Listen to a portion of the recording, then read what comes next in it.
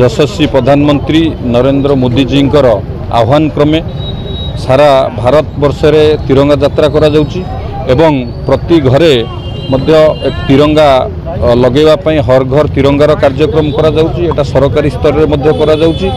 आम देशर अखंडता एवं एकता को बजाय रखिवा पई एवं स्वाधीनता संग्राम रे जो माने बलिदान दैचंती, जो माने देश मातृका पई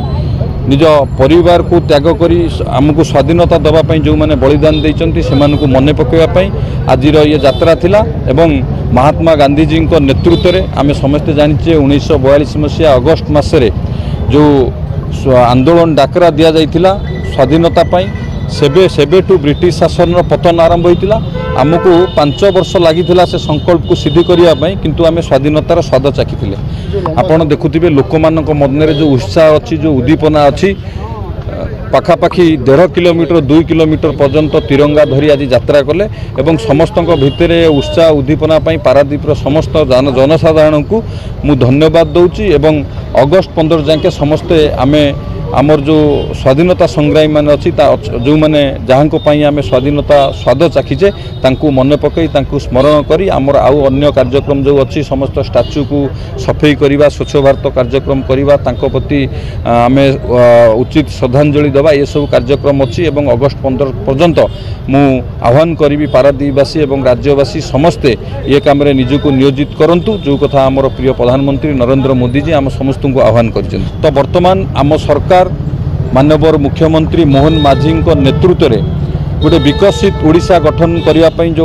जो चेष्टा चलती आपण देखुथिबे आम सरकार किभली भाव में सबु वर्गर लोकंकर विकास हम से कृषक हूँ महिला हूँ गरीब हूँ युवक हूँ से तांकोपाई एवं सबु क्षेत्र में किपरि विकास हम तापाई सबु प्रकार काम करुचंती। तेणु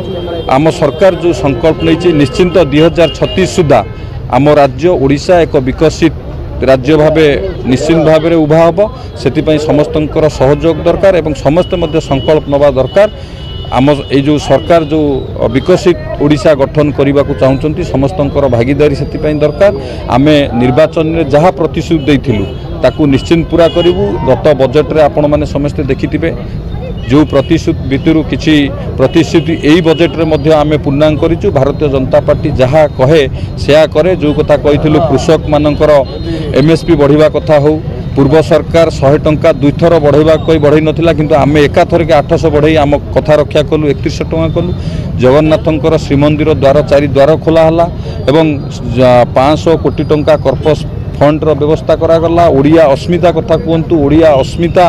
विपदर थिला बेले सरकार आसिला परे ओडिया अस्मितार विकास पाई भाषा ओडिया संस्कृतिर विकास पाई मध्य व्यवस्था करा जायछि। तो आमे संकल्पबद्ध निश्चित भाव में 2036 सुधा